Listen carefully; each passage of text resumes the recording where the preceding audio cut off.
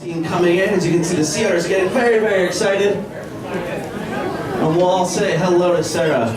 Hi everyone, and welcome to our sea otter exhibit. My name is Sarah, and I'm one of our mammalogists here. And out here today, we have 4 of our 6 rescue southern sea otters. We do have 2 others that are going to be participating in our encounter in our behind-the-scenes area right now. So I'm going to introduce you to who I'm working with today. This one on my left right now is Betty. She has that all-brown coloration. She is 6 years old. Fun little fact, she's actually named after Betty White. They share her birthday. And then the other otter that I'm working with today is Chloe. She's also this other all-brown otter, and she is 5 years old. So they're her 2 youngest. And a lot of people ask, you know, with them being so young, is that why they have that all-brown coloration? And they might develop this white fur as they get a little bit older, because they could stay this brown color their whole life. That's generally the young ones have this color. So I did mention that both of these guys, or all of these guys, are rescued. So they're part of the SORAC program, the Otter Research and Conservation Program up in Monterey Bay. So all of our otters actually stranded for a number of different reasons. And up in Monterey Bay, they do try to release them if possible, but sometimes it doesn't work out. And a lot of the times, it really doesn't work out because sometimes the otters learn a lot from their mother. They learn how to forage from their mother. They also need a lot of milk, and so if they strand, a lot of times they're emaciated or underweight. And that actually happened to both of these guys. They stranded at a really young age, and so they've tried to get put with a surrogate mother sometimes to help get them kind of learning those skills, diving down, learning how to get their own food, learning how to crack food, learning how to groom themselves. All of those important behaviors, but they really stay with their mom for those first 6 months. And so sometimes it doesn't work, and then that's what happens with these guys when they were deemed non-releasable, and that's how they ended up here. And so you guys might get a chance to see throughout the session just how active these animals are, and some of that active things they learn from their mother, like retrieving toys, kind of moving around and grooming themselves, is all really what helps them keep them active as well. You know, Sarah, there was actually a question before you guys came out about why there's ice out here for the otters. Yeah, so it's really cool actually. It's something these animals really like to use it to groom. So they're actually trained up with the SORAC program on how to groom. So if a surrogate mother doesn't train them how, a trainer will actually go up and work with them, teach them how to groom their fur. And one of the ways up at Monterey Bay they teach them how to groom their fur is using ice. They actually come up like that, you know, see them kind of moving around, shaking around, and that's because they're trying to get all of the salt water out of their fur. And so that's kind of why that ice is there. It's really just, it's enrichment for them, but it kind of becomes something that they use to really groom themselves, which is really reinforcing as well. Now, you were saying they're really active. I'm noticing that they're gobbling down all of this food. They eat a lot. Yes, they eat about 25% of their body weight every single day, which if you think about that, that's about, if you weigh about 100 pounds, that's 100 quarter pounders every single day. That's a lot of food. We definitely don't eat that much. We eat about 5% of food, and these guys are just guzzling it all down, and you can see. Now that's really important. Well, so we had a question on what type of food it was. Yeah, so these guys will eat almost anything that is bottom dwelling or in the invert. They eat a lot of shell things. So you guys might have seen some cute videos of animals or otters banging different clam or shrimp, or banging different crabs on their chest. So they eat a lot of different things with shells, really those bottom dwelling things. They don't eat these fish because these fish just move too quickly for them. They have to use way too much energy to eat the fish. It's a lot easier to eat bottom dwelling things so they can dive down and then break off the shell and eat it. Which is important that they're finding stuff that's easy to eat, because sea otters, like Sarah was saying, eat 25% of their body weight a day. Now the reason that they do that is they have what's called a metabolic furnace. How many of you guys overeat on Thanksgiving like I did? You just eat a whole bunch of food and then you're sitting there like, oh, I'm really hot, I need to go outside. Or every weekend. Every weekend pretty much. Exactly. Now what that actually does is as your stomach is breaking down all of that food, it releases a lot of energy, which is turned into heat in your body. So this is one of the sea otters' ways of staying warm, by actually having this internal furnace that burns and creates a lot of energy for them. But they have some other interesting tactics at thermoregulation, or staying warm.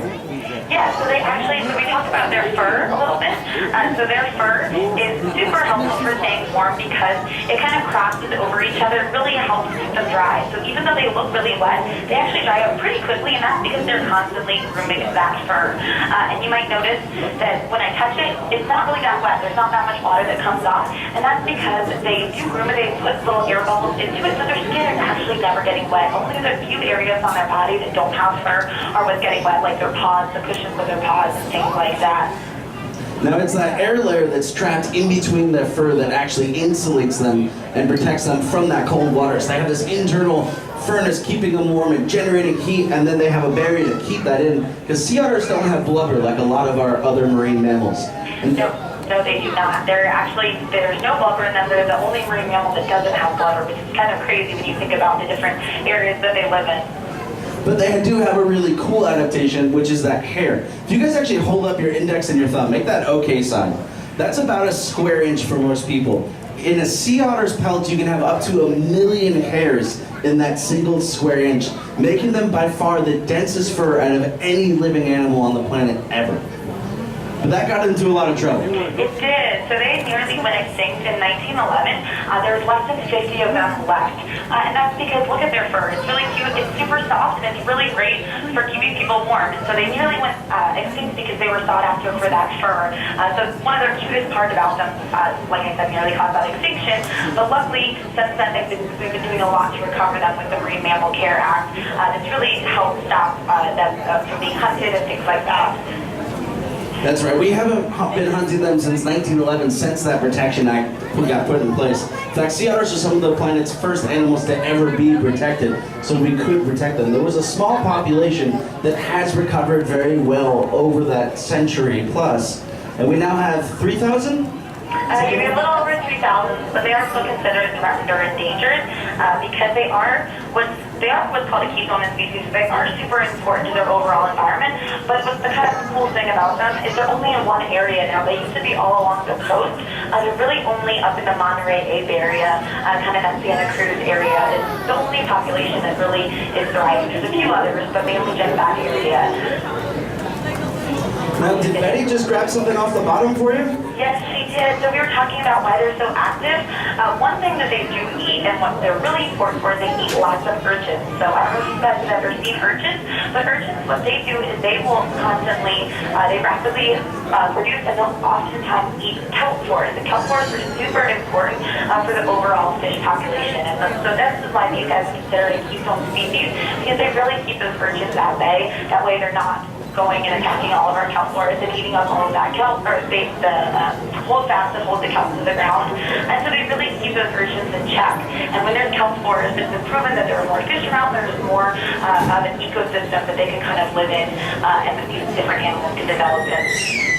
Yeah, now that's really important, because a sea otter that has that taste in mind for sea urchins can eat easily over a dozen or several dozen sea urchins in a single day. And so they just dive down the bottom, they grab that. They actually use a little pocket, a flap of skin under their arm where they store their favorite rock. They'll lie on their back and they'll bang all the spines off of that sea urchin, and then they'll gobble it down, spend some time grooming, and go down and repeat that almost all day.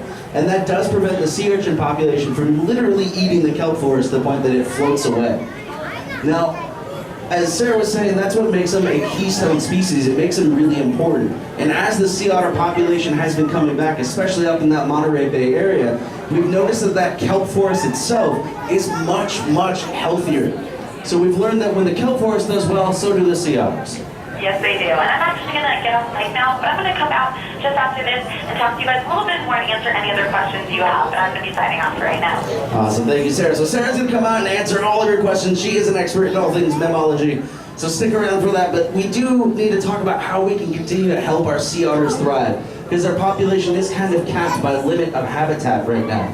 So if the sea otters do well, the kelp forest does well. So let's think about how to protect their habitat. How many of you guys, like the sea otters, love seafood? How about like it? How about have it?